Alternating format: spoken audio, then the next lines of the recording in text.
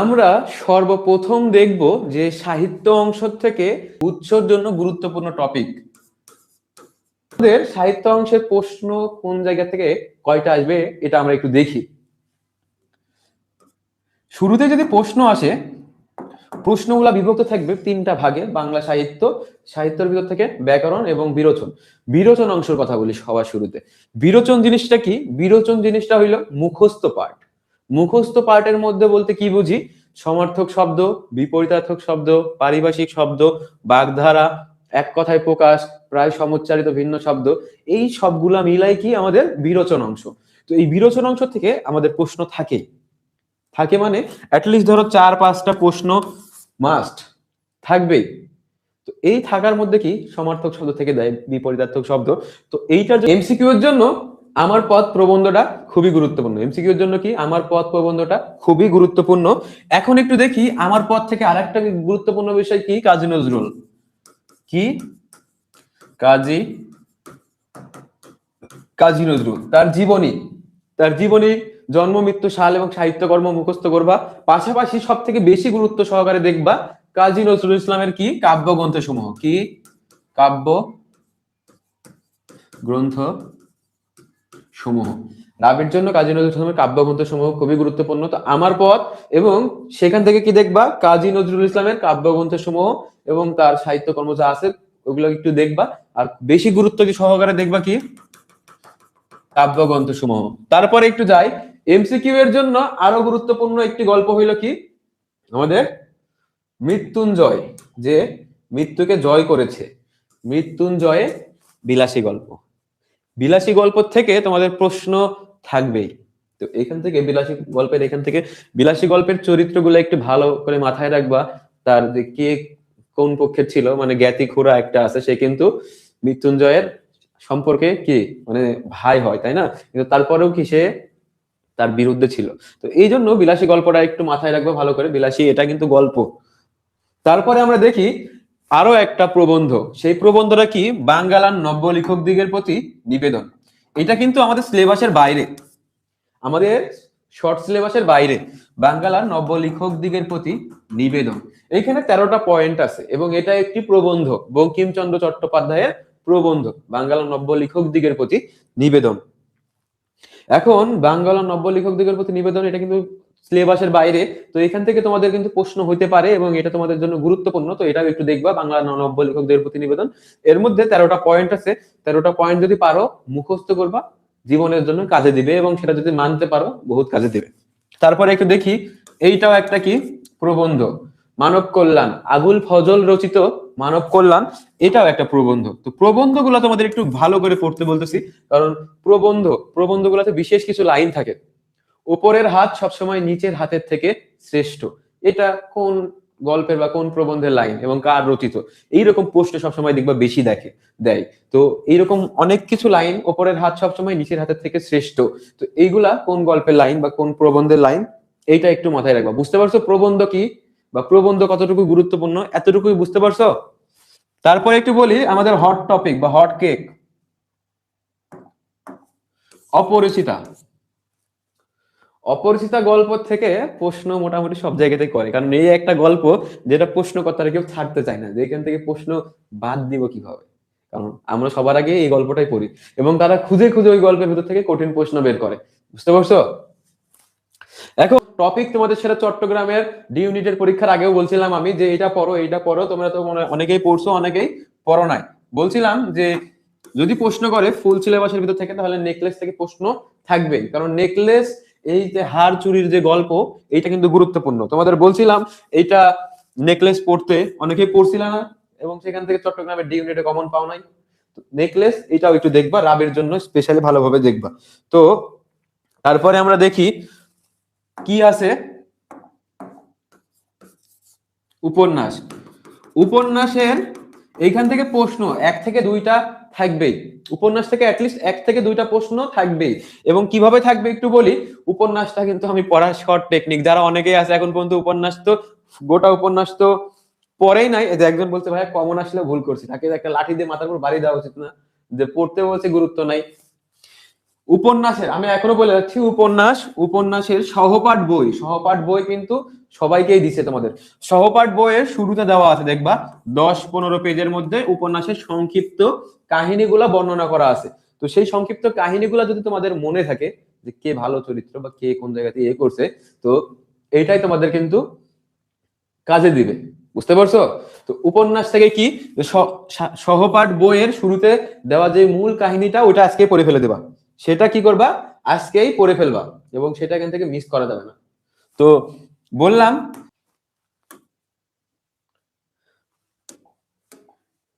কবিতা অংশের ভিতর থেকে যদি দেখি, কবিতা অংশের ভিতর থেকে যদি আমরা দেখি কবিতা কোনগুলা গুরুত্বপূর্ণ, তো কবিতা গুরুত্বপূর্ণ কি সোনার তরী।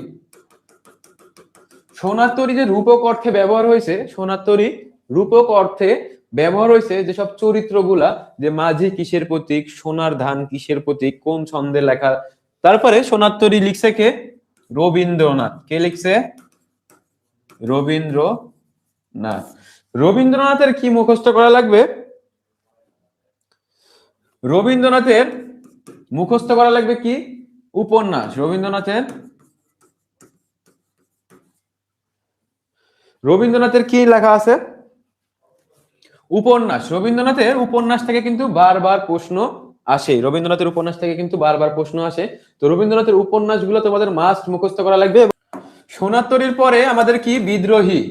বিদ্রোহী কবিতাটা কার? কাজী নজরুল ইসলামের। বিদ্রোহী কবিতার যে আমাদের বিভিন্ন বিদ্রোহী কবিতাতে কিন্তু কাদের বিরুদ্ধে লেখা হয়েছিল? ব্রিটিশ সরকারদের বিরুদ্ধে কাজী নজরুল ইসলামের পরোক্ষ প্রতিবাদ, এবং সেইখানে কিন্তু তার বিদ্রোহী সত্তার প্রকাশ ঘটাতে গিয়ে তিনি বিভিন্ন ধর্ম, জাতি, গোষ্ঠী, সকল দেবতা থেকে শুরু করে সকল বিশিষ্ট ব্যক্তি সবার পরিচয় নিয়ে আসছেন। তিনি বিভিন্ন বিশিষ্ট ব্যক্তি, বুঝতে পারছো?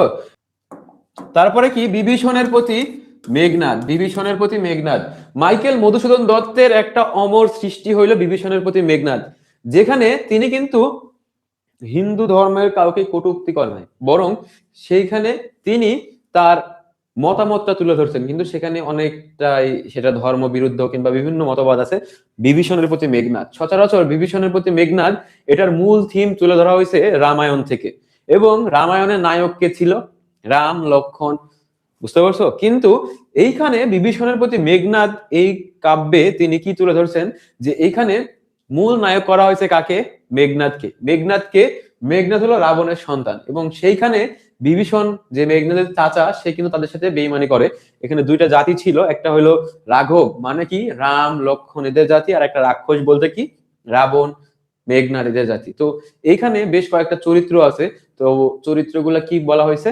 তো এর মধ্যে বিশিষ্ট চরিত্রকে মেঘনাদ, কারণ তিনি তার যুদ্ধের নীতি থেকে শুরু করে তার গুরুজনকে সম্মান প্রদর্শন পুরোপুরি গল্প বা কবিতাতে তার নীতির থেকে এক চুল পরিমাণও তিনি অনড় হননি, যার ফলে মাইকেল মধুসূদন দত্ত যখন তাকে এই গল্পের নায়ক হিসেবে তুলে ধরে তখন সেটা কি খুবই জনপ্রিয় হয়ে যায়। এবং এই বিভীষণের প্রতি মেঘনাদ মাইকেল মধুসূদন দত্তের একটা ছন্দের আবিষ্কারক। সেই ছন্দের নাম কি? অমৃতাক্ষর ছন্দ। সেই ছন্দের নাম কি? অমৃতাক্ষর ছন্দ। তো এইটা এতটুকু একটু মাথায় রাখবা। তারপরে কি আমাদের জন্য খুবই গুরুত্বপূর্ণ একটি কবিতা কি? 18 বছর বয়স, যেটা আমাদের সবারই পার হয়ে গেছে, বুঝতে পারছো? তারপরে 18 বছর বয়সটা কেন গুরুত্বপূর্ণ? কারণ এখানে তারুণ্যর উদম্য প্রাণ শক্তিকে কেন্দ্র করে এই কবিতাটা লেখা হয়েছে, এবং এই কবিতাটাতে একজন কবি লিখছে যে সুকান্ত ভট্টাচার্য। সুকান্ত ভট্টাচার্য। এখন তোমাদের কাছে একটা প্রশ্ন থাকলো আমার, সুকান্ত ভট্টাচার্যকে কোন কবি বা কি কবি বলা হয়? সুকান্ত ভট্টাচার্যের উপাধি কি?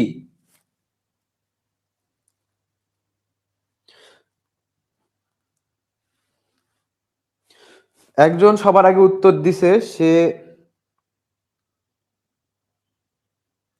মাহিয়া বুনন, সে সবার আগে দিছে। সুকান্ত ভট্টাচার্যের উপাধি কি ছিল? তিনি ছিলেন কি কিশোর কবি। কিশোর কবি। এখন তিনি মারা যান মাত্র 21 বছর বয়সে। 21 বছর বা মতান্তরে 20 বছর 9 মাস। 20 বছর 9 মাস। এতটুকু বুঝতে পারছো সবাই? 21 বছর, বা আরো যদি ডিপে জানতে চাও তাহলে কি 20 বছর 9 মাসে তিনি বেঁচে ছিলেন বা মারা গেছেন। তারপরে আমরা একটু দেখি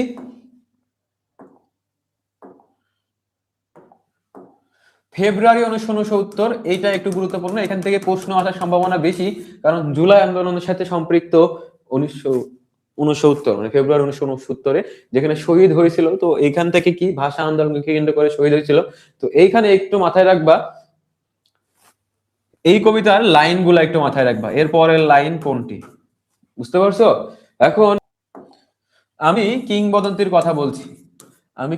কথা বলছি, এই কবিতাটাও তোমাদের জন্য গুরুত্বপূর্ণ। তো এখান থেকে মনে রাখবা এই কবিতারও লাইন, এই লাইনের পরের লাইন কোনটি। এখানে কিন্তু আমি কিংবদন্তির কথা বলছি বলতে বোঝানো হয়েছে আমাদের পূর্বপুরুষদের কথা, যেখানে তাদের অত্যাচার, নির্যাতিত বা নিপীড়িত হওয়ার ইতিহাসকে তুলে ধরা হয়েছে। তারা অধিকাংশ কি ছিল, তারা কৃতদাস ছিল এবং তাদের পিঠে কিসের মতো ক্ষত ছিল, রক্ত যাওয়ার মতো ক্ষত ছিল। তারপরে আমরা দেখি আমাদের আরো একটি ফুল সিলেবাসের কবিতা কি, ছবি। এই ছবি কবিতাটা বাংলাদেশকে কেন্দ্র করে তুলে ধরা হয়েছে। এবার এই ছবি কবিতাটা ফুল সিলেবাসে, মানে শর্ট সিলেবাসে নাই কিন্তু ফুল সিলেবাসে আছে। তারপরেও ছবি কবিতাটা কেন গুরুত্বপূর্ণ বলা হচ্ছে, কারণ আমাদের দেশও কিন্তু 24-এ স্বাধীন হইল না। তো এই স্বাধীন হওয়ার পরে আমাদের দেশটাকে আমরা নতুন করে সাজাইছি না। এই ছবি কবিতাটাও কিন্তু ঠিক, যখন 1971 সালে বাংলাদেশ স্বাধীন হয়েছিল তখন কি যে আমাদের দেশটাকে আমরা নতুন ভাবে সাজাইছি। সেই দেশকে দেখার জন্য বাইরের দেশের মানুষের প্রতি উদার আমন্ত্রণ জানিয়ে আবু হেনা মোস্তফা কামাল এই কবিতাটা লিখছেন, যে কবিতার নাম কি, ছবি। এবং কবিতার শুরুর লাইন, আসুন ছবির মতো এই দেশ থেকে বেরিয়ে যান। বুঝতে পারছো? ওই কবিতাটা অনেক সুন্দর কবিতা। সেই ছবি কবিতাতে আমাদের দেশকে সুন্দর করে তুলে ধরা হয়েছে, আমাদের দেশে কি কি আছে। তো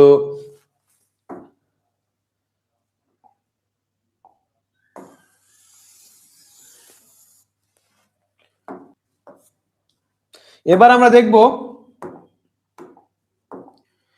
সিরাজউদ্দৌলা নাটক। নাটক থেকে প্রশ্ন একটা থাকবে এবং সেটা কোন জায়গা থেকে প্রশ্ন করবে আমি একটু বলে দিই। গুরুত্বপূর্ণ কি নাটকের জন্য, চরিত্রগুলো। গুরুত্বপূর্ণ কি নাটকের জন্য, চরিত্রগুলো। নাটকের জন্য কি গুরুত্বপূর্ণ, নাটকের কোন চরিত্র। নাটক কিন্তু, নাটকের প্রধান উপাদান কিন্তু চরিত্র।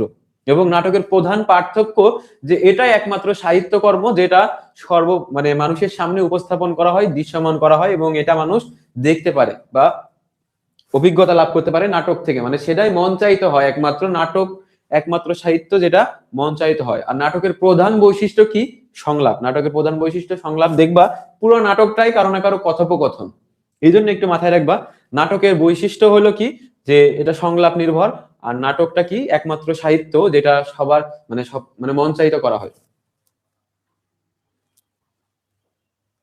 তারপরে তোমাদের বলি বাংলার সব শেষ না, এখন একটু বলি আর কি, এখান থেকে আর কি পড়া লাগবে।